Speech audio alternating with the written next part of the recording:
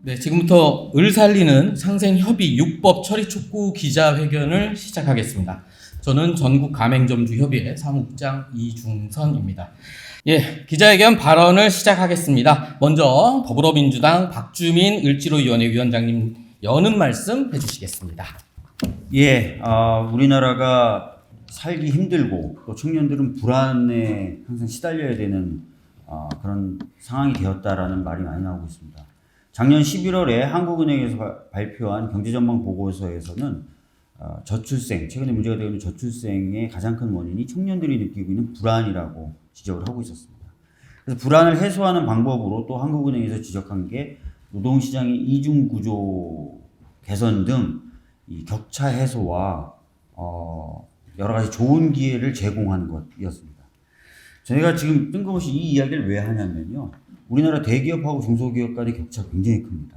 가맹점과 가맹 본사 간의 차이도 엄청나게 큽니다.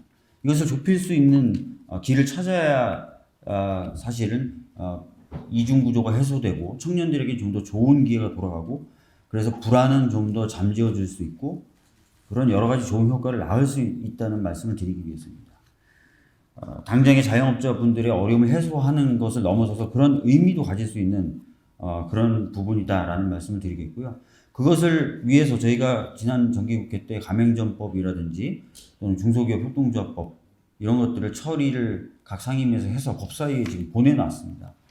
이제 2월까지 처리를 기다리고 있지만 처리가 안 됐기 때문에 각 상임위에서 다시 본회의에 직상정하는 그런 절차를 좀 거쳐야 되는 과제를 안고 있습니다. 저희 민주당은 처리를 위해서 최선을 다할 것이고요. 그것을 통해서 아까 말씀드렸던 바와 같이 뭔가 이 격차, 이중구조 이런 것들을 실질적으로 해소하고 어려움을 겪고 계신 중소자영업자분들에게도 혜택을 드릴 수 있도록 최선의 노력을 다하겠다는 말씀드리겠습니다. 이상입니다. 많은 중소기업인들과 소상공인 자영업자분들이 요즘 이렇게 말씀을 하십니다. 과거 코로나19 팬데믹 3년보다도 정말 힘든 시기를 보내고 있다. 소비자들은 소비자 물가가 과거보다도 한 2~3배 이상 올라서 여러분들이 잘 아시는 것처럼 설 명절 전후로는 사과 한 알에 10,000원씩 나가는 이런 금사과가 나올 정도입니다. 여전히 소비자 물가는 떨어질 줄 모르고 있고요. 그러다 보니까 당연히 내수 침체가 이어질 수밖에 없고 그건 다시 또 우리 소상공인 자영업자들의 매출 감소로 이어지고 있는 빈곤의 악순환이 이런 경기 침체 늪에 빠져 있는 게 대한민국 민생 경제의 현실이라고 봅니다. 오늘 저희들이 여기 현장을 대표해서 나왔는 소상공인 자영업자 그리고 중소기업 대표자분들하고 함께 이런 처참하게 망가지고 있는 대한민국의 민생 경제를 살리는 길은 다시 한번 우리 을들이라고 하는 경제적 약자들의 매출을 공정한 거래를 보장해 줄 수 있는 제도적인 권리법들이 좀 마련돼야 되는 것뿐이다라고 생각을 합니다. 물론 그 외에도 여러 가지 경기 활성화 대책들이 필요한 부분이 있습니다만 최소한 우리 사회가 앞에서도 얘기했던 것처럼 양극화되고 있는 주된 구조적인 문제들을 해소하고 을들이 정당한 권리를 통해서 수익을 가져올 수 있고 공정한 매출과 관련된 공정한 이익 분배에 참여할 수 있을 때만이 그나마 이 어려운 경제 위기를 넘길 수 있다라고 생각됩니다. 그래서 오늘 대리점법, 온라인 플랫폼 공정화에 관한 법, 그다음에 공정거래법, 상생협력 촉진법, 가맹법 등 이런 법들을 통해서 우리 약자들의 단체 교섭권과 단체 단결권 등을 보장할 수 있는 제도적 틀을 하루빨리 만들어 나가겠다 약속을 좀 드리고요. 제가 활동하고 있는 산업통상자원중소벤처위원회에서도 이미 통과는 됐는데 법사위에서 붙잡고 있는 중소기업 협동조합법도 우리 정부, 윤석열 정부와 여당이 전향적인 태도를 좀 바꿔서 즉각 수용하기를 다시 한번 강력히 촉구드립니다. 그 외에도 우리 상임위에서 논의하고 있는 많은 법들에 대해서 최대한 빠른 시일 내에 상임위 개최를 통해서 통과시킬 수 있도록 노력하겠다라는 말씀드리겠습니다. 이상입니다. 네, 안녕하십니까. 전국 가맹점주의 공동의장 하승재입니다. 현재 법사위에 계류 중인 프랜차이즈 가맹점 협상권에 대한 입법 촉구를 하기 위하여 이 자리에 섰습니다. 저는 협상권이라고 말하고 싶지 않습니다. 대화법이라고 말하고 싶습니다. 프랜차이즈의 가장 큰 문제점은 본사와 가맹점 간의 소통이 되지 않는다는 것입니다. 양자는 서로 자본을 투자했기에 동업관계라고 볼 수 있는데 같은 길을 걸어가는 동료로서 대화가 전혀 이루어지지 않고 있습니다. 대화는 만 개의 법보다도 더 중요합니다. 서로 얼굴을 맞대면서 대화를 한다면 만 개의 법보다도 훨씬 더 서로 이해하는 데 도움이 될 것입니다. 실제로 저는 할리스커피 가맹점주협의회를 대표하고 있으며 협의회는 7년 전에 창립되었고 지속적으로 본사에 간담회 개최를 요청하였습니다. 그러나 번번이 간담회를 개최해야 할 법이 없다고 거부당하였습니다. 그러다 작년 10월 국정감사에 통하여 우리 민주당의 민병덕 의원님의 중재로 처음으로 대표이사님의 공식적으로 얼굴을 볼 수 있었으며 그 자리에서 상생협약서를 작성하고 체결하였습니다. 그 결과로 겨우 4개월 동안 지난 할리스가 25년간 이루지 못한 많은 대화 협의를 하였고 양쪽 모두 만족해하는 결과를 도출하고 있습니다. 대화가 모든 것을 해결할 수 있습니다. 이 바른 길을 저희 할리스커피 가맹점주의 뿐만 아니라 이 땅에서 살고자 열심히 노력하고 있는 모든 프랜차이즈 가맹점에도 적용이 되어야 한다고 생각을 합니다. 협상권이 내 권리를 찾기 위하여 본사와 싸우기 위한 수단으로만 사용하고자 하는 것이 아닙니다. 주저하고 있는 또는 피해만 가려고 하는 본사를 가맹점과 대화하는 길로 유도하는 빠른 길을 만들어 주십사 하는 것입니다. 다시 말씀드리면 대화는 만 개의 법을 만드는 것보다도 더 중요하다고 생각합니다. 꼭 2월 정무위 전체회의 의결로 본회의의 직회부가 될 수 있도록 요청드립니다. 감사합니다. 안녕하십니까. 중소기업중앙회 협동조합본부장 조진영입니다. 저는 중소기업 협동조합의 공동사업 활성화를 위한 그 협동조합법 개정에 대해서 좀 말씀을 드리겠습니다. 그 중소기업 협동조합은 그 중소기업 간 규모의 경제와 범위의 경제를 위한 협업의 플랫폼입니다. 조합원인 중소기업자의 협업 촉진과 경쟁력 제고를 통한 경제적 지위 향상을 목적으로 하는 조직인데 이를 위해서는 공동사업이 필수이며 또한 공동사업의 본질적으로 공동행위를 기반으로 하게 됩니다. 그러나 이제 조합의 공동행위는 공정위의 부당한 공동행위와 상충되는 면이 있어서 저희가 이제 공동사업을 추진할 때 특히 이제 공동판매 부분들이 많이 활성화되고 있지 못하고 있는 실정입니다. 이를 해소하기 위해서 2019년 협동조합법 개정을 통해서 협동조합의 공동사업에 대해서는 공정거래법상 담합 규정을 적용 배제 근거를 마련했지만 소비자 정의가 부재하고 하위 세부 기준, 그러니까 고시에서 공정위의 공동행위 심사 기준을 그대로 준용함에 따라서 실제 제도 활용이 전무한 상태고요. 또 입법 목적도 달성하지 못하고 있는 실정입니다. 그래서 이번에 협동조합 개정의 목적은 법에서 보장하는 공동사업 추진을 위해서 소비자 정의를 최종 소비자로 명확히 하자는 것에 있습니다. 최소한 공동사업을 통해서 생산, 판매하는 제품에 대해서는 대기업 등 B2B 거래에 있어서는 공동 판매를 할 수 있도록 표준 가격을 정할 수 있게 해달라는 겁니다. 동일한 규격과 품질에 대해서 조합이 생산하는 제품에 대해 조합이 기획하고 이를 조합원사가 각자의 생산 설비로 공동 생산하여 판매하는 것인데 여기에서 필수적인 부분들은 표준 가격을 정하지도 못한다게 되면 공동사업은 거의 불가능한 상황입니다. 이제 공정위에서 우려하고 있는 부분들은 이 법이 개정되면 입찰 담합이라든지 가격 적용을 강요한다든지 물량을 할당한다든지 이런 부당 공동행위와 이게 다 배제가 되는 거 아니냐 하는데 이거는 저희가 추진하는 공동사업과는 전혀 관련성이 없습니다. 그래서 이 법이 개정된다 하더라도 공정거래법에 적용을 받게 되고요. 또한 시행령이나 공동사업 규약을 통해서도 얼마든지 공정위가 우려하는 사항들을 적용 제한할 수 있습니다. 일본의 경우에는 조합원의 경제적 지위 향상을 위해서 단체 협약 체결권을 부여하고 정부에서 또 이 공동사업을 장려를 하고 있습니다. 그 결과 우리나라 협동조합은 900여 개에 불과하지만 일본의 경우는 한 3만 6천 개로 활성화에서 큰 차이를 보이고 있습니다. 이번 법안이 개정된다면 조합의 공동사업 허용 범위를 넓혀서 상대적으로 열악한 협동조합의 물적, 인적 자본의 한계를 극복해서 경쟁력을 강화할 수 있는 토대가 마련될 것으로 보입니다. 또한 중소기업은 투자 비용을 절감하고 제품의 품질을 높여서 소비자 후생도 늘릴 수 있습니다. 이 법에 대해서는 여야가 모두 각각 발의를 했습니다. 그리고 또한 여야 합의를 통해서 산저중기위원회도 통과를 했습니다만 지금 법사위에 상정조차 못하고 계류되어 있는 상황입니다. 이 부분에 대해서 저희 중소기업계는 매우 참담한 심정이고요. 이번 임시국회에서 반드시 통과돼서 열악한 지위에 있는 중소기업이 협동조합을 통해서 공동사업을 추진할 수 있는 환경을 만들어 주실 것을 간곡히 호소드립니다. 감사합니다. 네, 안녕하세요. 사단법인 수리영역 수탁사업자 협의회 사무국장 권성호입니다. 오늘 저희가 이 자리에 선 것은 우리 사회의 중요한 이슈 중 하나인 불공정거래 관련에 관한 깊은 우려를 표하고 이 문제에 대한 여러분의 관심과 지지를 호소하기 위함입니다. 저희는 다양한 산업 분야에서 기업에 종속되어 사업을 운영한 자영업자로서 구성된 단체입니다. 대표적으로 르노코리아, 한국지행과 같은 자동차 제조사, 삼성화재 등의 자동차 보험사, 가전기업인 후쿠전자, 그리고 센서학과 같은 교육 프랜차이즈 기업 등이 포함되어 있습니다.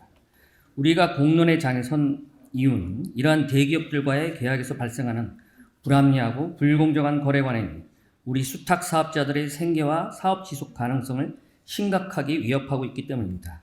몇 가지 사례로 이 문제를 설명하겠습니다. 첫째, 보증수리 카센터들은 대기업 자동차 제조사와의 계약 보증수리 서비스를 제공하나 이들에 대한 본사의 불합리한 평가 기준과 직영점 대비 절반 수준의 낮은 공임 단가 책정에 당사자인 카센터의 의견은 무시되고 있습니다. 둘째, 교육 프랜차이즈 가맹지사들은 매년 계약갱신 시 본사로부터 수수료 삭감, 영업비용 추가 부담, 심지어는 지사 사업권을 박탈당하는 불공정한 조건을 강요받습니다. 더욱이 센서학의 경우 본사가 사업 자체를 철수하여 모든 이사장이 일거의 실업자가 되었지만 어떤 법적 보호장치도 없었습니다. 셋째, 후쿠전자는 수리 서비스 센터에 경영 부담을 주는 신사업을 일방적으로 시행하고 이에 반발하는 센터는 계약갱신을 거절하는 불공정 행위를 저질렀습니다. 이 또한 법은 부재 중이었습니다. 이러한 사례들은 우리 경제사회에서 을로 지칭되는 수탁사업자들의 척박한 현실을 잘 드러냅니다. 따라서 우리는 불합리하고 불공정한 관행을 바로잡기 위해 을에게 협상권을 명확하게 부여하는 법 개정의 필요성을 강력하게 주장합니다.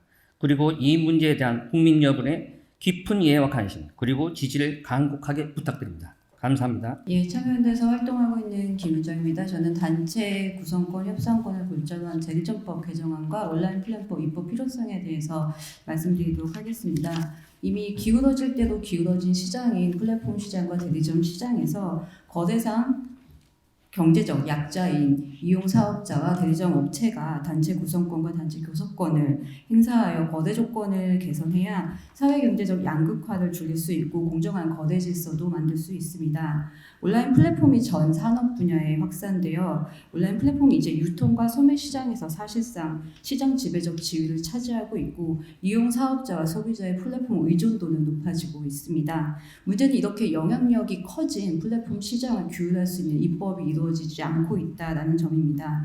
그리고 대리점 거래 과정에서 본사의 불공정 문제도 여전합니다. 모든 힘의 구조가 그렇듯이 종속성이 높을수록 불공정 비율도 높은 것이 현실입니다.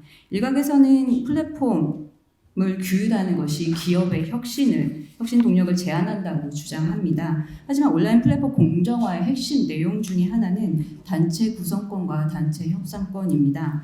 독과점이 형성되고 있는 플랫폼 시장에서 경제적 약자인 중소상인 자영업자 등 이들이 플랫폼 기업과 동등한 지위에서 교섭할 수 있도록 하자는 것입니다.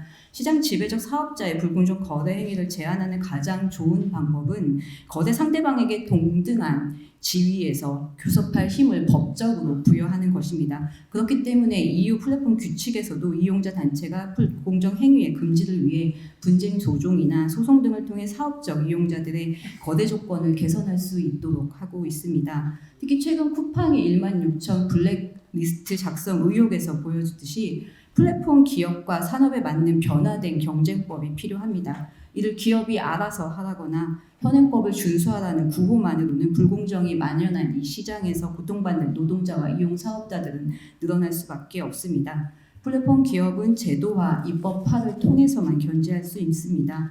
혁신이라는 이름 아래, 편이라는 이름 아래 이를 방치한다면 결국 이는 우리 국민 경제에 되돌릴 수 없는 피해를 끼칠 것이라고 생각됩니다. 회복할 수 없는 피해가 발생하기 전에 단체 구성권과 단체 협상권을 반영한 온라인 플랫폼 공정화법에 조속한 입법을 촉구합니다. 그리고 계속해서 단체 협상권과 구성권이 마련되지 못하고 있는 대리점법의 개정도 촉구합니다. 나날이 심각해져 가는 플랫폼 독점을 규제하기 위한 입법에도 국회의 역할을 촉구하며 발언 마치도록 하겠습니다. 감사합니다. 민병덕 의원입니다. 네, 소상공인 자영업자가 살아야 대한민국이 삽니다.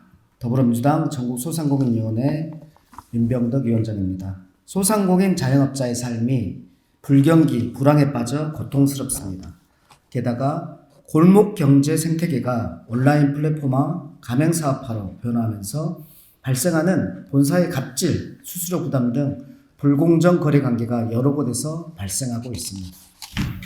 본사의 자본주의식 무차별적인 경영으로 종속적 자영업자인 가맹점주님들을 비롯해서 소상공인들은 불안정하고 불합리하고 그런 거래관계에서 계약서를 작성하고서도 본사의 횡포에 제대로 된 항변도 못하고 있습니다.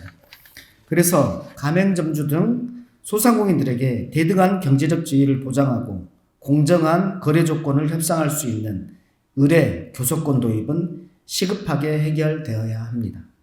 이번 국회에서 더불어민주당은 협상권을 제도화하기 위해서 관련 단체와 함께 상생육법을 발의한 바 있습니다. 상임위를 통과하면서 나름의 성과를 낸 것도 있지만 본회의를 통과하지 못하고 있어서 안타까움도 있습니다. 상생육법 입법 현황입니다.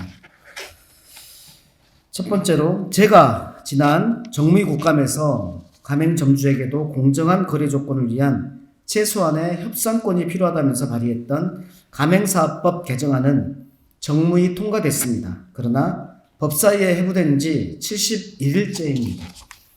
두 번째로 중소기업 협동조합의 공동행위를 거래조건 협상까지 포괄적으로 허용하는 중소기업 협동조합법 개정안도 법사위에 85일째 계류 중입니다. 그리고 나머지들은 단체 구성 협의권 도입을 골자로 하는 대리점법 개정안, 공정한 플랫폼 환경을 만들기 위한 온라인 플랫폼 공정화법, 열의적 지위의 중소기업 협상력 강화를 위한 공정거래법 개정안, 그리고 마지막으로 수탁기업의 단결권 및 협의권을 강화하는 대중소기업 상생협력 촉진법 개정안은 각각 상임위에서 다뤄지지 못한 채 남은 기간 여야 합의에 의한 처리가 다시 필요한 상황입니다. 이제 시간이 없습니다. 자본력을 가진 거대한 기업의 우월적 지위에 눌려서 작성된 계약서가 공정할 수는 없습니다. 기울어진 운동장을 바로잡을 수 있도록 불합리하고 불공정한 거래 관행을 바로잡고 공정거래 환경을 조성하는 협상권을 도입해야 합니다. 6개의 법 중에 법사위에 계류 중인 일부 법에 대해서만이라도 상임위 의결로 본회의에 직회부하는 방법도 고려하겠다는 말씀을 드리면서 남은 시간 법 개정을 위해서 최선을 다하겠습니다. 소상공인 자영업자가 살아야 대한민국이 삽니다. 감사합니다. 네, 대기업과 납품 거래를 하는 중소기업들이 전부 영업적자로 돌아서고 자영업자 중에 10명 중에 4명이 폐업을 생각할 정도의 경제 위기 상황입니다. 이런 경제 위기일수록 대기업과 중소기업 자영업자들이 상생 협력을 통해서 같이 위기를 돌파하자라는 그런 각오를 보여줄 필요가 있는데 현실에서는 독점적 지위를 갖고 있는 대기업들은 수조 원에서 수천억의 대규모 이익들을 내는 반면에 중소기업과 자영업자들은 생존의 위기들을 걱정해야 될 그러한 상황에 있습니다. 이러한 독점과 불공정의 거래 구조들을 그대로 방치할 경우에 있어서는 경제 위기를 겪으면서 우리 사회가 더욱더 불평등과 양극화가 심한 사회, 사회적 갈등이 격화되는 사회로 갈 수밖에 없고 이미 그런 조짐들이 구체적으로 보이고 있는 상황입니다. 바로 이런 위기 상황을 타개하기 위한 안전장치가 대기업과 중소기업이나 자영업자 사이에 거래 조건을 협상을 할 때 그런 단체 협상을 통해 가지고 거래 조건이 악화되는 것을 막고 거래 조건을 개선을 해서 불평등과 양극화를 줄이는 것입니다. 공정거래위의 행정이나 공권력의 행사를 통해서 이런 불공정이나 양극화를 줄인다는 건 한계가 있고 경제의 약자들의 단체와 단체 협상권을 통해서 문제를 해결해 나가야 됩니다.